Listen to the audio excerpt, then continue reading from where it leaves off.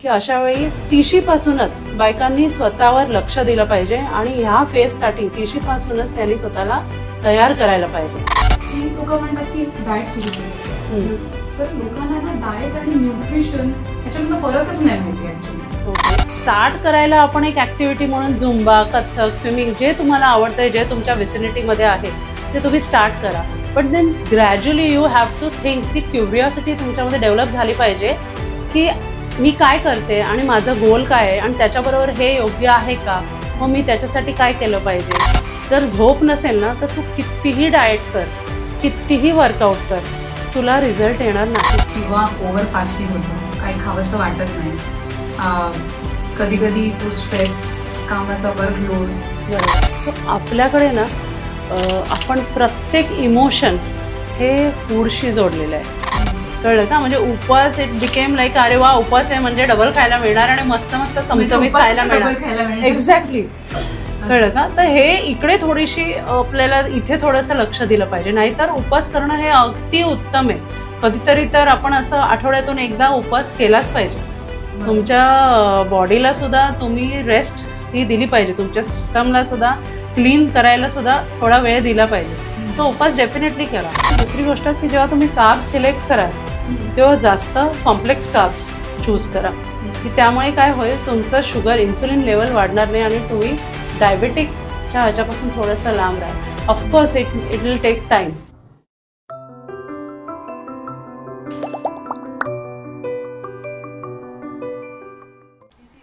Welcome to the uninfluencer. अन्न जीवितस्य आधार, म्हणजे अन्न हा आपल्या शरीराचा सगळ्यात मोठा घटक आहे. तो कसा घ्यावा, त्याबद्दलची विचारधारणा कशी असावी, हे सगळं खूप महत्त्वाचं आहे. त्याचबरोबर आपल्या जीवनात किंवा आपल्या शरीरामध्ये पोषण तत्व, ज्याला आपण म्हणतो न्यूट्रियंट्स, हे किती महत्त्वाचे आहेत. ह्यासाठी खूप आपले मिसकन्सेप्शन किंवा आपल्याला खूप ह्याबद्दल अर्धी माहिती असते. तीच माहिती आणि असेच प्रश्न आपण त्यांना विचारणार आहोत ज्यांनी गेले 15 वर्षाचा प्रवास हा न्यूट्रिशनिस्ट म्हणून केलेला आहे. बऱ्याच लोकांना ॲज अ ट्रान्सफॉर्मेशन म्हणून त्यांनी नवीन जीवन दिलं आहे. So let's welcome Kanchan Bartakke, nutritionist, on our today's podcast. Thank you for coming and welcome to the uninfluencer Kanchan. Thank you so much Amruta. पहिल्या प्रश्नाला आपण मस्तपैकी सुरुवात करूया का? Yes, sure. येस.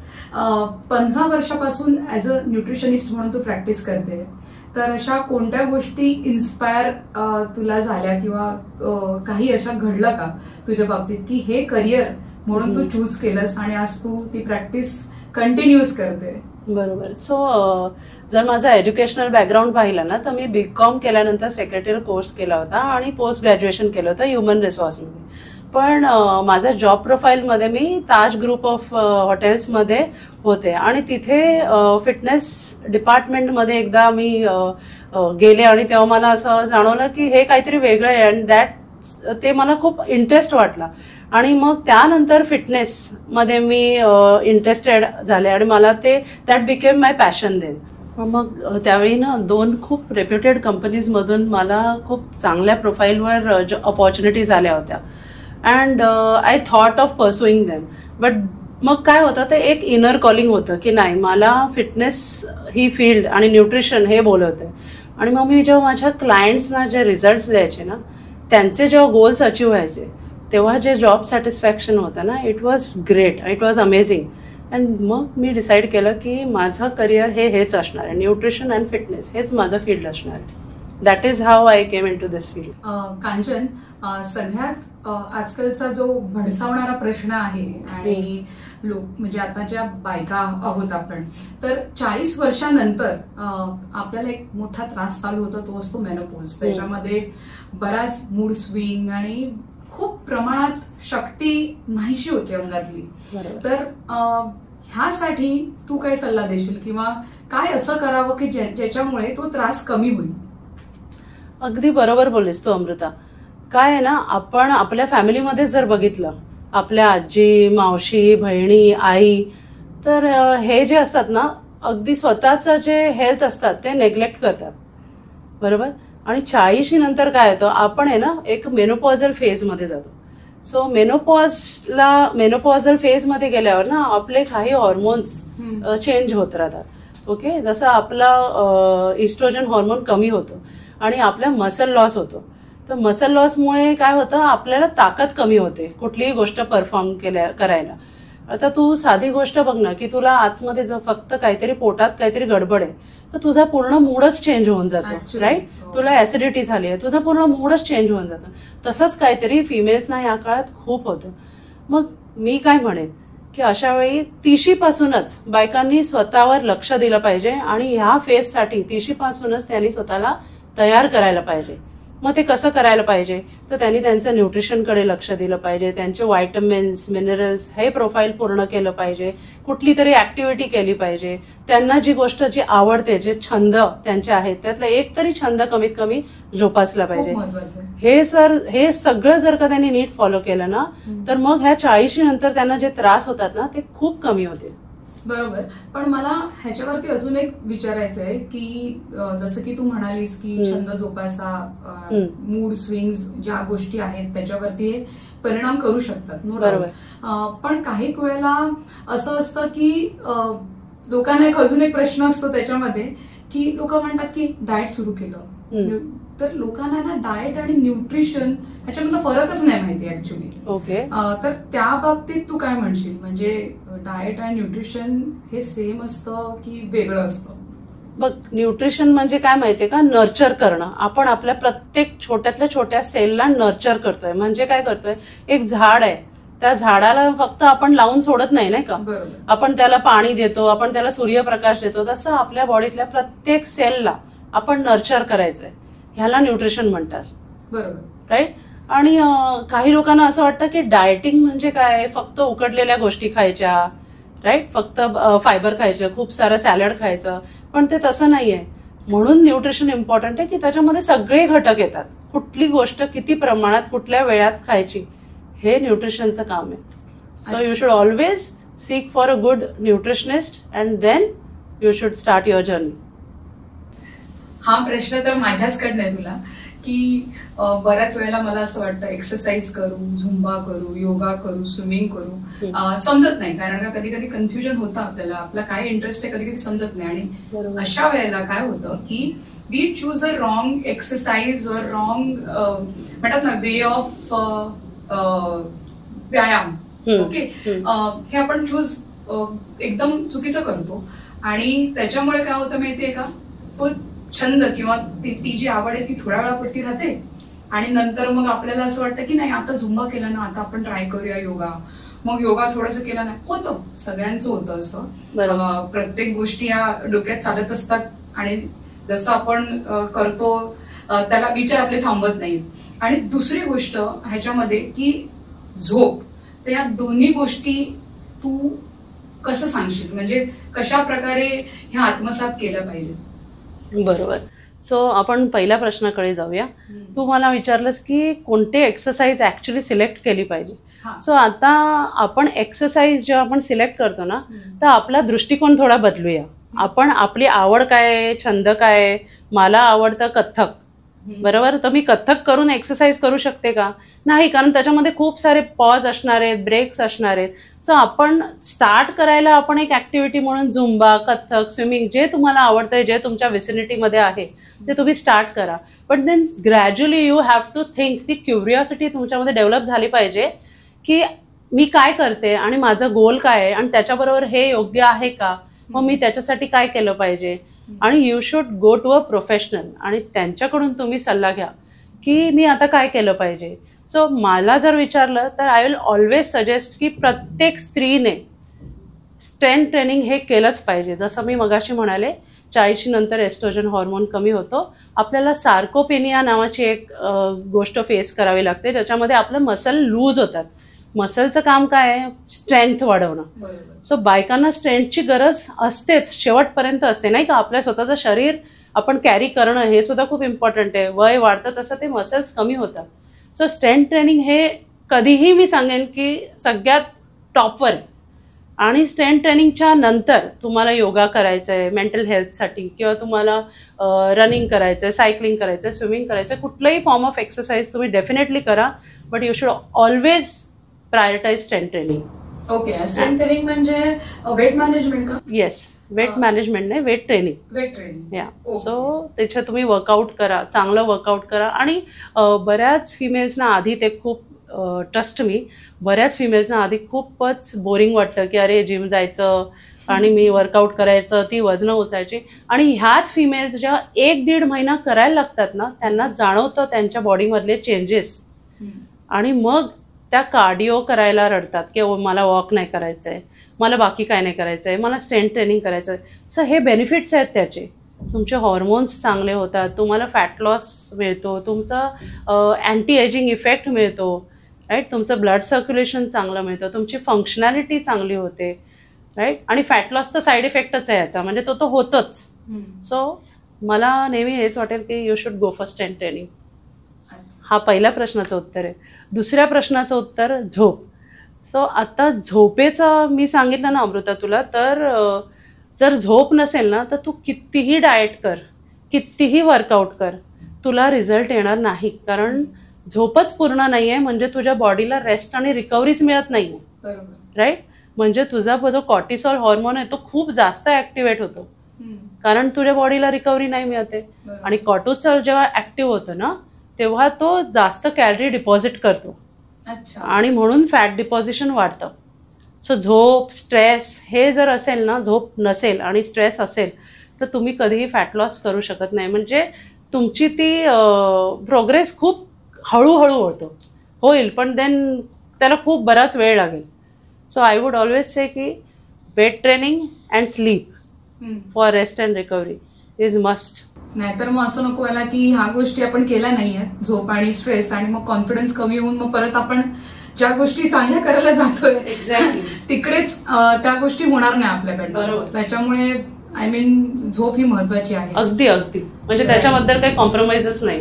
राईट. म्हणजे आपण नेहमी म्हणतो की 8 तासाची झोप मिळाली पाहिजे, तर हे बरोबर आहे का गणित? म्हणजे 8 तास प्रॉपर आपली बॉडी रिकव्हर होते 8 तासामध्ये? आपली बॉडी 8 तासामध्ये रिकव्हर होते. आणि आम्हाला आणखीन एक गोष्ट सांगायची, तुला माहितीये का, आपली बॉडी आपल्याशी सतत कम्युनिकेट करत असते, राईट. तुझं डोकं दुखतंय, तुला काहीतरी आतमध्ये बरोबर नाही वाटत आहे, तुझं डोकं दुखेल, तुला जाणवेल की ओ माझं डोकं दुखतंय.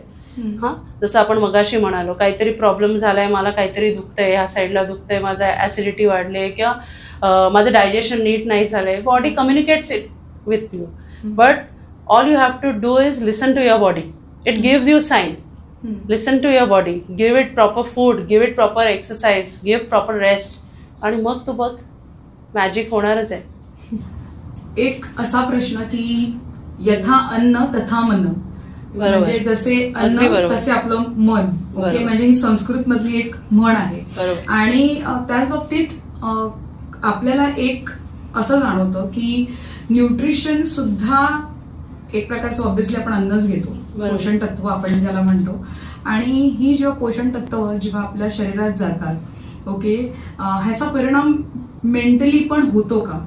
मेंटल हेल्थसाठी ते न्यूट्रिशन किती महत्वाचं सुद्धा आहे हे सुद्धा जरा तू सांगशील, किंवा तुझ्याकडे असं काही झालं आहे का एखाद्याचं की मेंटल हेल्थ ह्या पोषण तत्वामुळे किंवा न्यूट्रिशनिस्टमध्ये सुधारली आहे?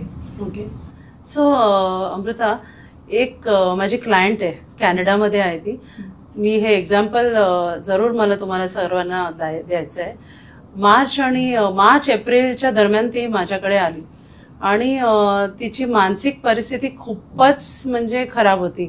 इतकी जास्त की तिचे जे काही इश्यूज होते त्यामुळे तिला पॅनिक अटॅक्स यायचे आणि ती जिथे असेल तिथे डायरेक्ट कोसळायची आणि मग हॉस्पिटलाइज व्हायची. आणि मग थ्रू रेफरन्स ती केस माझ्याकडे आली आणि त्याच्यावर मग तिच्या केसवर आम्ही काम करू लागलो. There was lot of counselling. नंतर आपल्याकडे सप्लिमेंट्स आहेत की ज्याच्यामुळे आपल्याला मेंटल कामनेस येतो. आपले फूड चॉईसेस आहेत की ज्याच्यामुळे आपलं हे सर्व थोडंसं स्टेबल व्हायला लागतं. आणि मग तिला मी वर्कआउटचं गायडन्स दिलं की वर्कआउट कसं केलं पाहिजे. तिचं वर्कआउट ऍक्च्युली मी नीट ड्राफ्ट करून तिला दिलं आणि ते मॉनिटर केलं. सो आज म्हणजे आता माझ्या पेजवर लवकरच त्यांचं एक टेस्टिमोनियल येईल, तुम्ही सर्वांनी बघा ते. तर तिच्यामध्ये जो फरक आणि तिच्यामध्ये जो चेंजेस जे तिच्यामध्ये आले आहेत ना, ते अगदी अप्रतिम आहेत. सो डेफिनेटली तुमच्या फूड चॉईसेसमुळे, तुमच्या सप्लिमेंटमुळे तुमच्या मेंटल हेल्थवर परिणाम होतो आणि ऑफकोर्स तुमच्या एक्सरसाइजमुळे. कारण जेव्हा तुम्ही एक्सरसाइजेस करता ना, तेव्हा तुमचे बरेच असे हॉर्मोन्स रिलीज होतात. सो एन्डॉर्फिन्स रिलीज होतात, तुमचे हॅपी हॉर्मोन्स रिलीज होतात आणि त्यामुळे काय होतं, तुमचं स्ट्रेस मॅनेज व्हायला मदत होते. सो येस, फूड आणि mental health they go hand in hand with the exercise of course. अच्छा कांचन, इमोशनल इटिंग बद्दल काय सांगशील? कारण का काही वेळेला इमोशनल इटिंग मध्ये एकतर आपलं ओव्हर इटिंग होतं किंवा ओव्हर फास्टिंग होतं, काही खावंसं वाटत नाही. कधी कधी तो स्ट्रेस, कामाचा वर्कलोड, बरोबर, हे सगळं बॅलन्स करताना ह्या सगळ्या गोष्टीला आपल्याला फेस करावं लागतं. तर तू काय सांगशील, म्हणजे एक्झॅक्टली हे जे आहे हे टॅकल कसं करायचं? सो आपल्याकडे ना आपण प्रत्येक इमोशन हे फूडशी जोडलेलं आहे. मला तुला एक प्रश्न विचारायचा आहे. जर का तुला जॉबमध्ये किंवा तुझ्या बिझनेसमध्ये खूप चांगली डील क्रॅक झाली, तू काय करशील? म्हणजे मला पहिले वाटेल की मी काहीतरी एक्झॅक्टली पार्टी करशील. खाऊ. राईट, बरोबर. सो आता माझ्या घरी कोणाचा जन्म झालाय, मी काय करेन असं तुला वाटतं? तुझ्या घरी कोणाचा जन्म झाला तर मग तुझं वाटतं की कोणाला कसे पेढे वाटू किंवा काय? एक्झॅक्टली, बरोबर. कोणी नवीन घर घेतलं की आपण काय करतो? मिठाई वगैरे वाटत असतो. एक्झॅक्टली. तर आपण काय करतो, कुठलाही सण, कुठलाही इमोशन असेल, काहीही असेल, की आपण त्याच्याशी फूडला कनेक्ट करतो. हे फक्त हॅपी इन्सिडेंट सांगितले मी तुला. पण आता तू जर का स्ट्रेस रिलेटेड इन्सिडेंट्स घेतलेस तरी सुद्धा तू तेच करशील की ओके, मला गर्लफ्रेंडने डिच केलं, मी काय करणार आहे जाऊन? खूप खाणार आहे, खूप पिणार आहे, राईट. आपण हेच करतो. किंवा मला कुठलं तरी दुसऱ्या प्रकारचं दुःख झालंय, माझा जॉब लूज झालाय, मी काय करणार आहे तिकडे जाऊन खूप. सो आपण आहे ना, इमोशन आणि भूक खूप कनेक्ट केलेली आहे. एकतर आपण खूप खातो, नाहीतर आपण उपाशी राहतो. मग अशा वेळी काय करायचं? तर अशा वेळी जेव्हा क्लायंट येतो ना, तर पहिली गोष्ट अगेन काउन्सिलिंग, की हे का होतंय. कारण प्रत्येकाची ना टेंडन्सी वेगळी असते स्ट्रेसला कोपअप करायची. जसं मी सांगितलं, कोणी जाऊन खूप जास्त खाईल, कोणी खाणारच नाही. मी जाऊन शॉपिंग करते. सो प्रत्येकाची एक वेगळी रिस्पॉन्स करायची पद्धत असते. सो ही आपल्याला समजायला लागते आणि मग त्याप्रमाणे आपल्याला त्याच्यावर काम करायला लागतं. सो डेफिनेटली परत इथे हॉर्मोन्सच खूप मोठा रोल प्ले करतात आणि न्यूट्रिशन करायला लागतं आणि काउन्सिलिंग. येस, मला असं झालं की मी जरा जाऊन झोपते. म्हणजे मला माझी हिलिंग होते. एक्झॅक्टली, तो तुझा एक रिस्पॉन्स आहे की तुझ्या बॉडीला तू जर का स्ट्रेस असताना आराम दिलास तर तुझी बॉडी कोप अप करते त्या स्ट्रेसला. सो हे जाणणं खूप महत्वाचं आहे की प्रत्येकाची टेंडन्सी काय आहे आणि मग त्यावर काम करायला लागतं. राईट. खूप खूप छान उत्तर दिलं. थँक्यू. हा प्रश्न रिक्वायर्ड होता आजकालच्या जगासाठी. आजकालचे आपलं जे खूप साऱ्या गोष्टी लाईफमध्ये घडत असतात आणि आपण ह्या गोष्टी खरंच खूप निग्लेक्ट करतो. I agree. कारण आपण आहे ना, हे फूड करताना आपण त्याचे चॉईसेस नाही करत की काय आपण खातोय. मग आपण काही सरबट खातो आणि अशा वेळी मोस्टली आपण आहे ना गोड खातो. कारण गोड खाल्ल्याने आपल्याला जो सेरोटोनिन हॉर्मोन असतो ना, तो आपल्याला असं एक फील गुड वाला फिलिंग देतो. And then you tend to eat all those sugary foods आणि असं एकदम स्टार्ची कार्ब्स आणि कॅन्ड फ्रुक्टोज खूप आपण जास्त खातो आणि मग ते हळूहळू हे विशियस सर्कल होतं की okay, then you gain weight, then मग परत तेच स्ट्रेस, मग परत तेच, आणि the story goes on and on. एक असा दुसरा महत्वाचा प्रश्न, आपल्याकडे सगळे तसेच खूप महत्वाचे प्रश्न आहेत. कारण का न्यूट्रिशन ह्या विषयावरती बोलल्यावरती शरीराचं जेवढं महत्व आहे तेवढंच पोषण तत्वांचं महत्व आहे. अगदी. पण त्याच्यातला हा एक महत्वाचा प्रश्न की भारतीय संस्कृती, म्हणजे त्याच्यामध्ये सगळं आपलं सर्व धर्म समभाव, प्रत्येक कम्युनिटीमध्ये सगळ्यात मोठी गोष्ट असते ती त्यांच्या ट्रेडिशननी किंवा रिलिजियसली जे ते मानतात ते उपास. बरोबर. म्हणजे हिंदू धर्मातला आपला श्रावण महिना किंवा आपल्या ते चालूच असतात बऱ्याच उपास. बरोबर. मुस्लिम कम्युनिटी रोजा, नंतर मग कॅथलिक धर्म जो आहे त्यांचे पण 40 दिवसाची तिल्यांत वगैरे उपवास वगैरे चालत असतात. बरोबर. ओके. माझ्या बाबतीत तो उपासाचा प्रश्नच येत नाही, कधी उपासाचा पण माहित नाही, कारण का केलाच नाहीये. माझ्या बाबतीत तर असं तो उपास केल्यावरती एकादशी आणि दुप्पट खाशी त्याच्यामुळे उपासच होत नाही माझ्याने. पण मला हा प्रश्न ह्याच्यासाठी विचारते, जे उपास करतात, ओके, बायका मोस्ट प्रॉबेबली, तर ह्या ज्या गोष्टी आहेत ह्या कशा सांभाळून कराव्यात? जेवढं आपण म्हणतो उपास महत्वाचे आहेत, बिकॉज त्याला एक कुठेतरी एक आपलं दैविक किंवा काय म्हणू शकतो त्याला आपण, इमोशनल अटॅचमेंट आहे. प्रत्येक संस्कृतीची इमोशनल अटॅचमेंट त्या उपासाला आहे. बरोबर. ओके. तर ह्या बाबतीत तू सांगशील का की ते किती उपास करणं चांगलं आहे नाही आहे हे याच्यावरती आपण काय बोलू नाही शकत, पण ते कशा प्रकारे केले गेले पाहिजेत किंवा त्याच्या शरीरावरती परिणाम नको व्हायला हे पण महत्वाचं आहे. तर ह्या बाबतीत सांग, वुमन ऍज अ पण सांग की ऍज अ वुमननी काय दृष्टिकोन ठेवला पाहिजे. मेल आणि फिमेल दोन्ही करतात ह्या गोष्टी, तर खूप मोठा प्रश्न आहे हा. नाही असून दे ना, नो प्रॉब्लेम. सो मी हे म्हणेन की हे जे उपवास आहेत हे पूर्वापार चालत आहेत, आपल्या पूर्वजांपासून हे आहेत नाही का, ते सुद्धा करायचे, किंबहुना आपल्याहून खूप जास्त पटीने करायचे. बरोबर. पण ते काय करायचे माहितीये का तुला, ते जेव्हा त्या उपवासामध्ये जे काही खायचे त्याचं एक प्रमाण असायचं, त्याची एक पद्धत असायची. बरोबर. आणि त्यामुळे तू आजही बघशील त्यांची एक्सरसाइज, त्यांचे जे बॉडीच्या ऍक्टिव्हिटीज सुद्धा तशाच होत्या आणि ते करून ते उपवास करायचे. ते सर्व करूनही त्यांचं जर तू वय बघितलंस आज तर त्यांचं 80 इयर्स 90 इयर्स ते जगले. बरोबर. आपण काय केलंय ते कॅरी फॉरवर्ड केलंय, पण जरा आपण त्याच्यामध्ये भरपूर एक्झॅक्टली. सो आपण काय केलंय की जसं तू म्हणालीस की उपवास आहे आणि आपण दुप्पट खातो, राईट. मग आपण ज्या गोष्टी खाल्ल्या पाहिजेत ना ऍक्च्युली उपवासाला, जे तुमच्या पोटाला ज्याची गरज आहे, जर तुम्ही उपवास करताय तर त्याच्याऐवजी आपण ते फिस्टिंग मध्ये जास्त गेलो. कळलं का? म्हणजे उपवास इट बिकेम लाईक अरे वा उपवास आहे म्हणजे डबल खायला मिळणार आणि मस्त मस्त चमचमीत खायला मिळणार. एक्झॅक्टली. कळलं का? तर हे इकडे थोडीशी आपल्याला इथे थोडंसं लक्ष दिलं पाहिजे, नाहीतर उपवास करणं हे अगदी उत्तम आहे. कधीतरी तर आपण असं आठवड्यातून एकदा उपवास केलाच पाहिजे. तुमच्या बॉडीला सुद्धा तुम्ही रेस्ट ही दिली पाहिजे, तुमच्या सिस्टमला सुद्धा क्लीन करायला सुद्धा थोडा वेळ दिला पाहिजे. सो उपवास डेफिनेटली करा.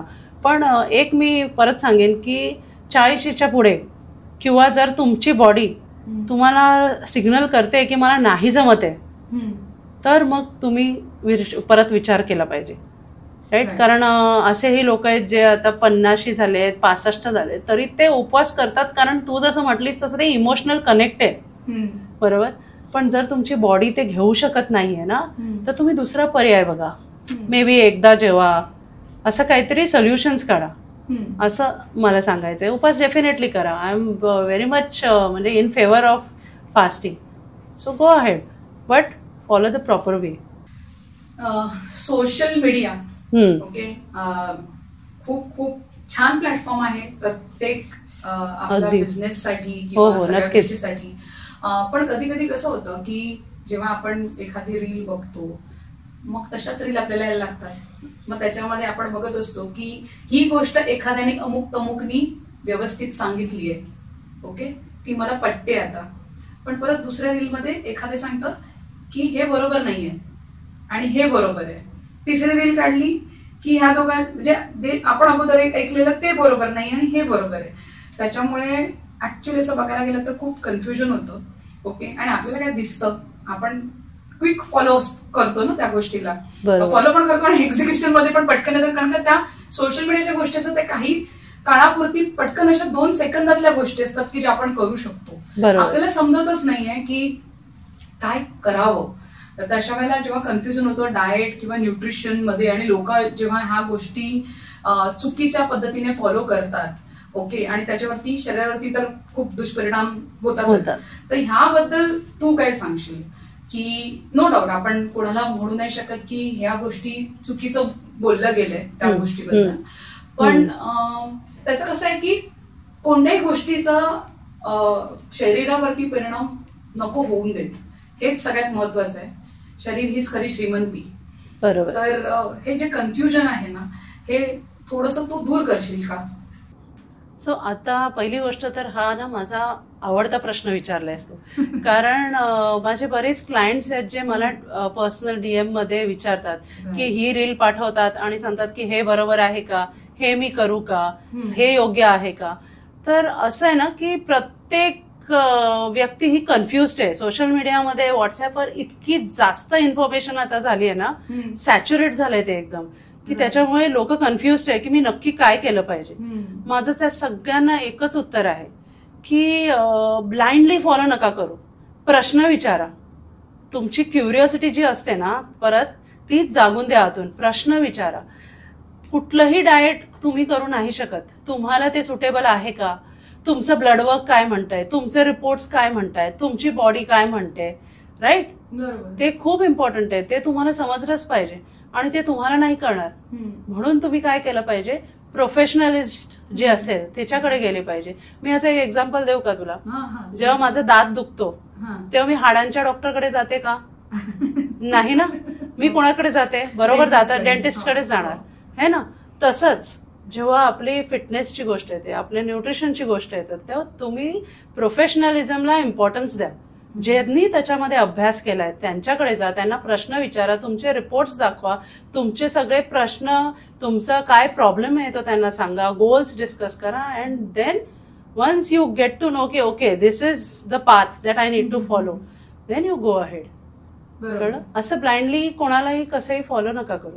बरोबर आहे. पण त्याच्यामध्ये काही वेळेला असं असतं की हे न्यूट्रिशनिस्टचे घटक आहेत किंवा ह्या गोष्टी महत्वाच्या आहेत. नंतर काही वेळेला असं हे डायटिशियनिस्ट आहे. तर ह्या गोष्टीचा फरक नेमका काय आहे? सो आता डायटिशियन आणि न्यूट्रिशनिस्टचा आणि डायटिशियनचा पहिले फरक आपण समजून घेऊया. सो न्यूट्रिशनिस्टचं काम काय असतं की तुम्ही जर आता नॉर्मल लेवलला आहात तर तुम्हाला तुमचं ऑप्टिमम परफॉर्मन्ससाठी हेल्प करते न्यूट्रिशनिस्ट. आणि डायटिशियन काय करतात, सो डायटिशियन काय करतात की ज्यांना काही पॅथॉलॉजीज आहेत, ओके, की ते हॉस्पिटलाइज आहेत फॉर एनी रिझन, की त्यांना बरं नाहीये, जॉन्डिस आहे, गॉल ब्लॅडर काढलाय किंवा काही असं मेजर जे इलनेस आहे, त्यांना रिकव्हरीवर नॉर्मलवर आणायचा प्रयत्नाचं काम करत असतात डायटिशियन्स. ओके. सो त्यांच्यामध्ये आणि न्यूट्रिशनिस्टमध्ये थोडा फरक असतो. डेफिनेटली आजकाल हे थोडंसं डायटिशियन सुद्धा न्यूट्रिशनिस्टकडे त्यांचा पण कल जास्त आहे.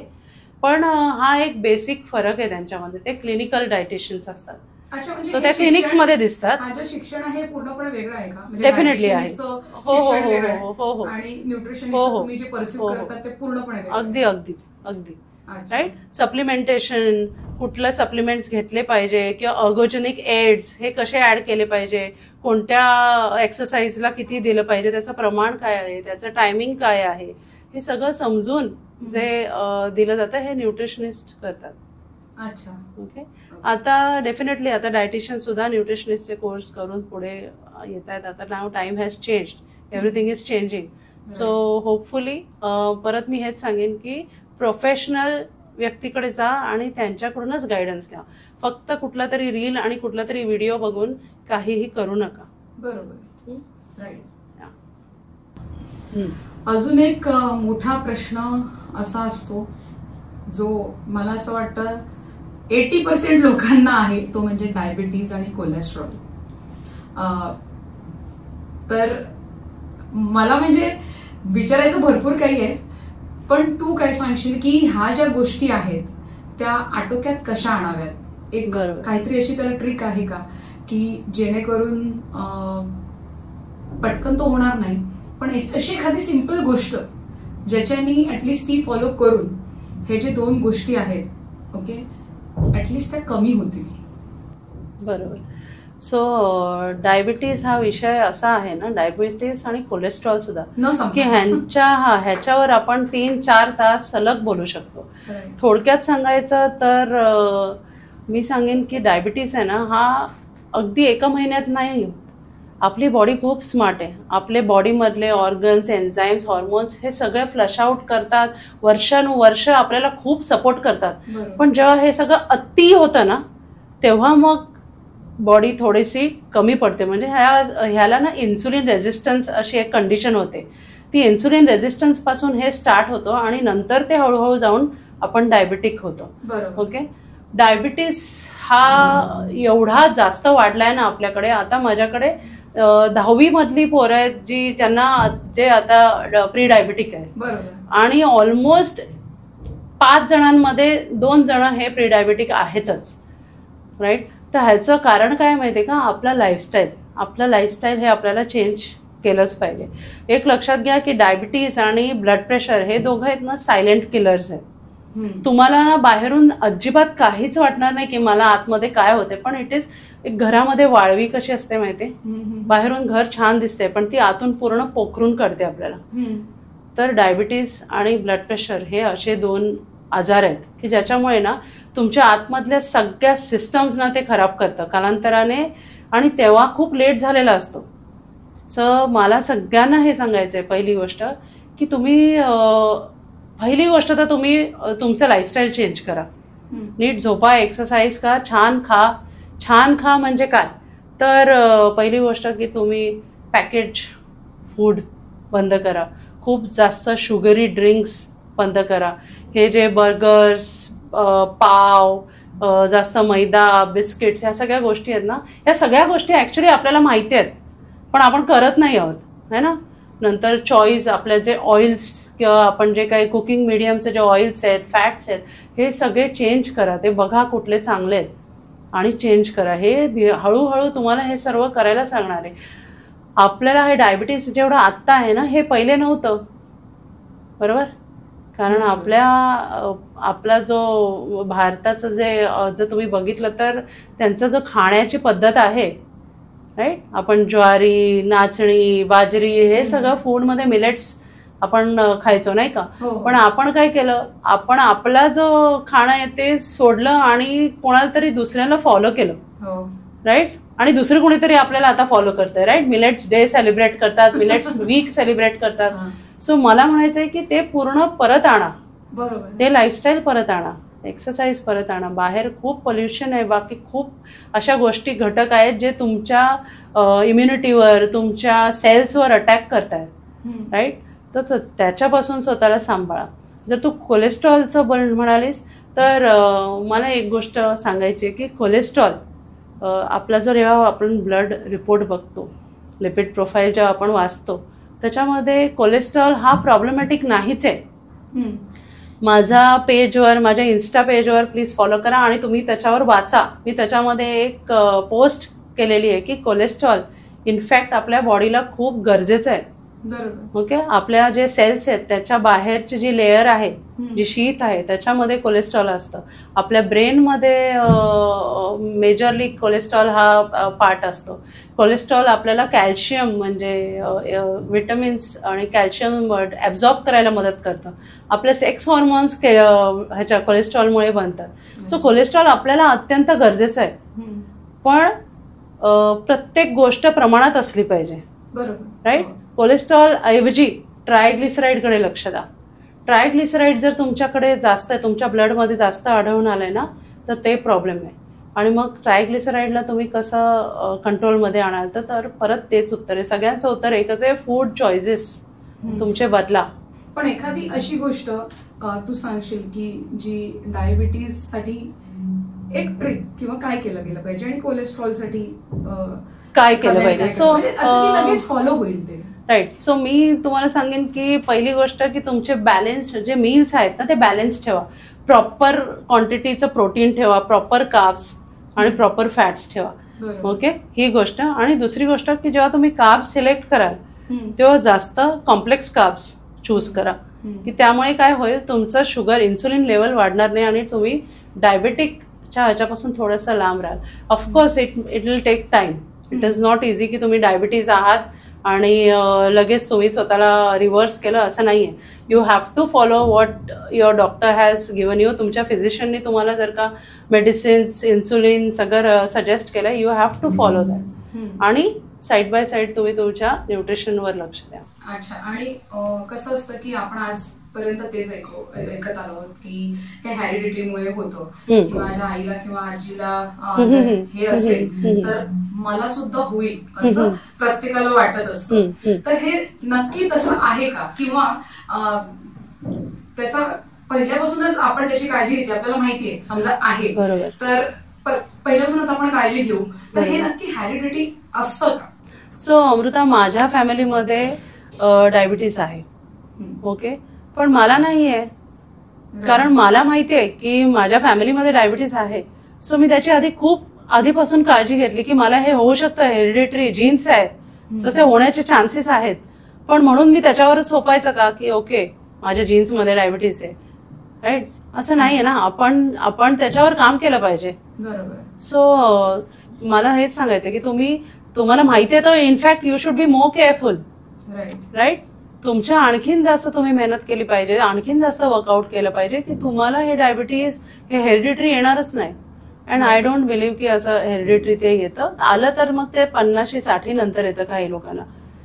सो डेफिनेटली आपण त्याला हे करू शकतो, रिव्हर्स करू शकतो. असं नाहीये की ते आई वडिलांना झालंय म्हणजे मला आलंच पाहिजे. ते आपण स्वतःला असं एक कम्फर्ट झोन मध्ये जायला आणि कुशन हे केलीये, एक्सक्यूज देतोय आपण ऍक्च्युअली. म्हणजे नुसतं गोळी घेऊन काय होत नाही, त्याच्या बाबतीत सगळं जे प्रॉपर डॉक्टर काय गोळ्या देतील. बरोबर. पण मग त्या गोळ्या कालांतराने वाढतील, आज त्याची पॉवर कमी आहे, मग हळूहळू ती वाढेल, मग त्याचे सकाळी 1 डोस होता ते 2 डोस होतील, 3 डोस होतील, राईट? पण तुम्हाला जर तुम्ही तुमच्या हातात तुमचं हेल्थ फिटनेस घेतलं नाही ना तर मग हे वाढतच राहील. तुम्हाला मागे यायचंय, जेवणावरती आपलं कॉन्सन्ट्रेशन नाही, आपण काय पोषण तत्व घेतोय, काय आपले न्यूट्रिएंट्स आतमध्ये येतात, त्याच्याशिवाय मला असं वाटतं की ते क्युअर पण खूप उशिराच होईल. हो, ते तुमच्यावर आहे की तुम्ही काय आतमध्ये काय इंटेक करताय, राईट? तुमचे व्हायटमिन्स, तुमचे कार्ब्स कुठले आहेत, फॅटचा प्रकार कुठला आहे, मील्स कसे आहेत, ऍक्टिव्हिटीज कसे, हे सगळं मदत करणार आहे तुम्हाला डायबिटीस मध्ये. राईट. पण मला अजून एक प्रश्न असा आहे की ह्या सगळ्या गोष्टी झाल्याच, एक्झॅक्टली बॅलन्स डाएट म्हणजे काय, किंवा बॅलन्स न्यूट्रिशनिस्ट फूड हे काय, ह्याचं एक डाएट असतं प्रॉपर. रोजच्या रोज एखाद्याला जर तुला सांगायचं की हे फॉलो करा आणि तुम्हाला काही पुढे मागे होण्याची गरज नाहीये, तर त्याच्यासाठी फक्त क्विकली काय खावं किंवा कशा प्रकारे दैनंदिन आपली दिनचर्या असावी खाण्याबद्दल. सो प्रत्येक मील मध्ये मला सगळ्यात जास्त इम्पॉर्टंट मील मध्ये मी हे सांगेन की प्रत्येक मील मध्ये तुमच्या प्रोटीन असलं पाहिजे. प्रोटीनचा सोर्स हा असलाच पाहिजे. प्रोटीन हा विषय असा आहे ना की जसं मी सांगितलं डायबिटीस, तसं मी प्रोटीनवर सुद्धा 4-5 तास बोलू शकते, कारण आपण प्रोटीनकडे लक्षच देत नाही. आपण जरी बॅलन्स्ड मील म्हणतो किंवा आपण एक पूर्ण थाळी घेतली आणि ती थाळीमध्ये ऍक्च्युली जर आपण बघितलं ना की राईस, डाळ, चपाती, भाजी, पनीर, जे काही ऑप्शन्स आहेत त्याच्यामध्ये तू सगळं जरी कॅल्क्युलेट केलं ना तर तुला अराउंड 150 ग्रॅम ते 200 ग्रॅम तुला कार्ब्स दिसेल आणि पनीर हार्डली काहीतरी तुला 50 ग्रॅम दिसेल. मग ते बॅलन्स कुठे गेला, राईट? सो म्हणून माझं म्हणणं असं असेल की जे काही तुमचं बॉडी वेट आहे तेवढं तरी मिनिमम प्रोटीन तुमच्या पोटामध्ये दिवसातून गेलं पाहिजे सगळ्या सोर्सेस मधून. Vegetarian, non vegetarian source combine करा आणि तेवढं मिनिमम गेलं पाहिजे. आणि एकदा प्रोटीन असतं ना, हे प्रोटीनचे सोर्सेस जे असतात फूड ते तुम्हाला सटायटी देतात, म्हणजे त्यामुळे तुम्हाला ना खूप पोट भरलेलं राहतं तुमचं. आणि कार्ब्स मध्ये definitely go for complex carbs. It again depends की जर का कोणी वर्कआउट करत असेल तर वर्कआउटच्या आधी कुठले कार्ब्स घेतले पाहिजे, नंतर कुठले कार्ब्स घेतले पाहिजे. पण इन जनरल मी सांगते की चॉईसेस करा, कॉम्प्लेक्स कार्ब्स ठेवा, फॅट सुद्धा ठेवा, चांगल्या क्वालिटीचा फॅट ठेवा आणि प्रत्येक मील मध्ये प्रोटीन ऍड करा and see the difference. Follow this for a month at least and see the difference. So this is known as balanced meal actually. आणि तू बरेच ट्रान्सफॉर्मेशनल गोष्टी केल्या आहेत, म्हणजे लोकांमध्ये ट्रान्सफॉर्मेशन घडून आणलंयस. मी तुझे नेहमी फोटो बघत असते, त्यांच्या सक्सेस स्टोरीज तुझ्या पेज वरती ते टाकत असतात आणि म्हणतात अरे हे only possible because of Kanchan. बरोबर, राईट. तर एखादी अशी गोष्ट सांगू शकशील का की खूप जास्त प्रॉब्लेमॅटिक केस होती, okay, in terms of everything, okay, आणि किती दिवस लागले किंवा काय आहे, लोकांच्या मनात हाच एक प्रश्न असतो, करायला तयार आहे पण दिवस किती जाणार असं, आणि शरीराला सुद्धा सवयी होणं. एक्झॅक्टली. एखादी केस? नक्की, माझ्याकडे खूप केस आहेत तशा, पण आता मी एक केस सांगते तुला, की पहिली गोष्ट लक्षात ठेवा की there is no shortcut. Okay, मेहनत करायलाच लागणार, कुठलीही गोष्ट असो. सक्सेस जर तुम्हाला हवंय तर तुम्हाला मेहनत करायला लागणार. सो एक माझा एक क्लायंट आहे, त्यांनी ही वॉज 6XL चे कपडे ते घालायचे, त्यांची ती साईज होती. अँड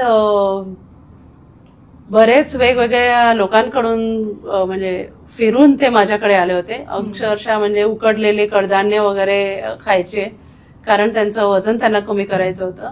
आणि ही वॉज अ पंजाबी गाय. आणि जेव्हा मी त्यांच्याशी बोलले, असंच वर्ड ऑफ माउथ माझ्याकडे आले ऐकून माझं नाव, आणि जेव्हा मी बोलले तेव्हा मला कळलं की अरे हा तर पंजाबी आहे आणि ह्याला तर खाणं खूप आवडतं, आणि हे उकडलेल्या कडधान्य खातोय, सॅलड्स खातोय, आणि खूप कंटाळलेला आहे हे न्यूट्रिशन आणि हे सगळं फॉलो करून. अशा वेळी ना माणसाचा ना विश्वास तुटून जातो या सगळ्या गोष्टींवर, राईट. तर त्याचं टार्गेट काय होतं की त्याची वाईफ प्रेग्नंट होती, आणि त्याचं असं होतं की माझा बाळ येईपर्यंत मला फिट व्हायचंय, माझ्या बाळाबरोबर खेळायला. इतकं सुंदर, एवढं छान टार्गेट आहे ना, आपण सगळ्यांनी शिकलं पाहिजे यांच्याकडे. Yes yes yes. आणि मग आम्ही आमची जर्नी स्टार्ट केली, आणि आज ते एल साईजचे कपडे घालतात, एल साईजचे कपडे घालतात.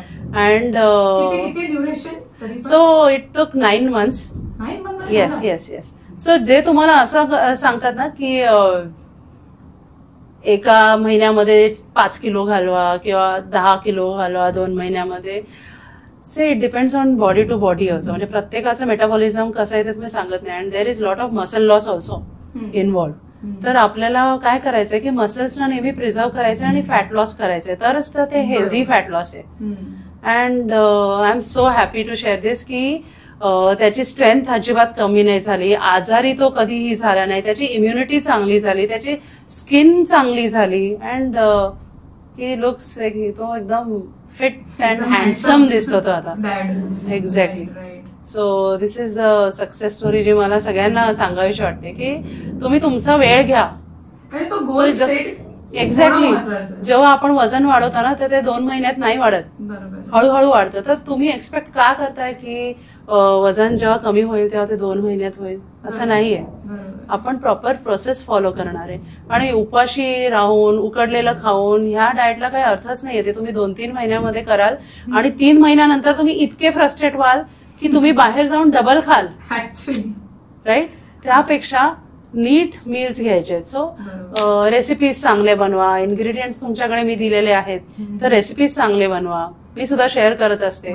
So this was a journey. आम्ही खूप जास्त बोलायचो एकमेकांबरोबर, आणि आम्ही ते अचीव्ह केलं. आणि त्याचं डेडिकेशन म्हणजे सॉलिड डेडिकेशन होतं ते. शेवटी आपण महिलाच, एक होम मेकर असून देत किंवा बाहेर जाणारी एखादी बाहेर जाऊन काम करणारी महिला असून देत, ह्यांना तू काय सल्ला देशील ऍज अ न्यूट्रिशनिस्ट म्हणून? तुला काही सांगायचंय का? हो, नक्कीच. मला सगळ्या फिमेल्सना हे सांगायचंय की तुम्ही सॉलिड आहात, एकदम जबरदस्त आहात, तुम्ही सगळं मस्त करताय एकदम. कुठलाही गिल्ट आणि कुठलाही डाऊट स्वतःवर ठेवू नका. स्वतःला प्रायोरिटाईज करा. तुम्ही खूप केलंय, फॅमिलीसाठी करताय, मुलांसाठी करताय, जॉब, सगळीकडे आपल्याला चॅलेंज आहेत, आणि आपण आहे ना मेंटली आणि फिजिकली पण खूप जास्त स्ट्रॉंग आहोत. पण ह्या सगळ्या तुम्हाला माहितीये की मी खूप स्ट्रॉंग आहे, मी आणखीन करू शकते, मी आणखीन करू शकते, ह्याच्यामध्ये की नाही तुम्ही स्वतःला हरवताय कुठेतरी. तुम्ही स्वतःकडे लक्षच देत नाहीये, आणि ते तुम्ही केलं पाहिजे. तुम्ही स्वतःला प्रायोरिटी बनवा. 1 तास स्वतःसाठी रोज काढा, त्याच्यामध्ये तुमची आवडती गोष्ट करा. तुम्ही एक्सरसाइज करा. तुम्हाला जर वाटतंय की मी एक वॉक घेऊन येते ते करा. तुम्हाला म्युझिक वाटतंय करा. तुम्हाला गाणं गायचंय का, तुम्ही हे करा. त्याच्यामुळे काय होईल माहितीये का, तुम्ही आणखीन जास्त परफॉर्म करू शकाल तुमच्या बाकीच्या ऍस्पेक्ट्समध्ये. पण तुम्ही स्वतःला प्रायोरिटाईज करा, स्वतःच्या तब्येतीकडे लक्ष द्या, स्वतःच्या खाण्याकडे लक्ष द्या. असं आहे ना की बायका आहे ना स्वतःच्या खाण्याकडे कधीच लक्ष देत नाही है ना. आपल्या फॅमिलीमध्ये सुद्धा आपण बघितलंय, नाहीच देत लक्ष. आपण ते करतानाच एवढे थकतो. हे व्हिडिओ जितक्या बायका बघत असतील त्यांना मला हे विचारायचंय, तुम्ही एकट्या जर घरी असाल, फॅमिली कोणीच नाहीये, तर तुम्ही स्वतःसाठी जेवण बनवता का? नाही ना. आपण उपाशी राहतो, चहा बिस्किट खातो, केळं खातो, मॅगी खातो, अरे यार कोण बनवणार. एक्झॅक्टली. पण हेच करायला शिका, खूप ह्याची गरज आहे. कारण आता आपल्याला असं वाटतंय, पण 60 नंतर ह्याचे सगळे साईड इफेक्ट्स आपल्याला दिसायला लागतात आणि मग आपल्याला खूप त्रास होतो आणि आपल्यासोबत आपल्या जे बरोबर आहेत त्यांना सुद्धा त्रास होतो. मग का नाही स्वतःवर लक्ष द्यायचं? मग ते करा. स्वतःच्या न्यूट्रिशनवर, स्वतःच्या एक्सरसाइजवर लक्ष द्या. तुम्हाला योगा वाटतं, तुम्ही मेंटल हेल्थसाठी योगा करा. तुम्हाला जिममध्ये जायचंय, जिममध्ये जा. जे काही निवडा, पण तुम्ही एक्सरसाइज करा आणि न्यूट्रिशनवर लक्ष द्या. हा माझा सगळ्यात मोठा मेसेज सगळ्या फिमेल्स नाही, कारण we tend to avoid ourselves and you should prioritise yourself. तुझ्याशी बोलून खूप छान वाटलं. माझ्या डोक्यात सुद्धा बरेच मिसकन्सेप्शन होते. जसं सोशल मीडिया असतं, आपण ऐकतो, प्रत्येक गोष्टी वेगवेगळ्या असतात, कन्फ्युजन असतं. आणि मला ते तू शेवटचं बोलली ना ते खूप आवडलं, की बायकांनी स्वतःकडे लक्ष द्या, जे आपण देत नाही. आणि मला असं वाटलं खूप छान अशा आपल्या गप्पा रंगल्या. आणि आय फील की तू जे डाएट किंवा जे न्यूट्रिशनिस्ट जे देते लोकांना, ते असं मन भरून देते. म्हणजे म्हणतात ना त्याला एकदम वैयक्तिकरित्या कनेक्ट होऊन करणं काम. अगदी बरोबर. खूप महत्वाचं असतं. बिकॉज तुझं बोलणंही तसंच आहे की लोकांशी कनेक्ट होऊन, प्रश्नांशी त्या कनेक्ट होऊन उत्तरं देणं खूप मला खूप आवडलं, खूप मला माझ्या मनाला भावलं. आणि थँक्यू सो मच. अमृता, मी तुला थँक्यू बोललं पाहिजे की तुम्ही मला या प्लॅटफॉर्मवर बोलवलं आणि मला हा चान्स दिला की मी लोकांना आणि एस्पेशली फिमेल्सना, कारण मला हा मेसेज सगळ्यांपर्यंत पोचवायचा आहे की बायकांनी स्वतःकडे लक्ष द्यावं. आणि त्याच्यामध्ये तू मला मदत केलीस, त्यासाठी मीच तुझे खूप खूप आभारी आहे. माझं बोलण्यापेक्षा मी सांगेन की आपली टीम आहे द इन्फ्लुएन्सर. एक्झॅक्टली. रीन फुटाडो माझ्या बरोबर, ती ऍज अ चीफ एडिटर म्हणून ती आहे. आपल्या बाकीचे सगळे टीम मेंबर आहेत, अनारिटा, श्रेया, निल्मा, रुबेल, दीप, खूप मोठी टीम आहे. तर ह्या जे द इन्फ्लुएन्सर आपण करत असतो नेहमी, ह्याच्यावरती आपण वेगवेगळे विषय घेत असतो जे लिटरली आताच्या जगात लोकांनी ऐकले पाहिजे, त्यांना इंटरेस्ट आला पाहिजे. ओके. आणि being Vasai Virar, I so proud of my Vasai Virar, की आपल्याच एखाद्या माणसाला हा स्टेज किंवा हा प्लॅटफॉर्म मिळणं तेवढंच इम्पॉर्टंट आहे. बरोबर, राईट. तर आपण तसंच प्रमोट करतोय. नेक्स्ट टाइम सुद्धा आपल्या अशा स्टोरीज येत असतील. पण थँक्यू. आज तुझ्यामुळे बऱ्याच गोष्टी, बऱ्याच लोकांच्या ज्या डोक्यात होत्या त्या क्लिअर झाल्या. तू तुझा वेळ एवढा छान दिलास आम्हाला, खूप मजा आली. थँक्यू सो मच आणि धन्यवाद. Thank you. My pleasure. Thanks a lot.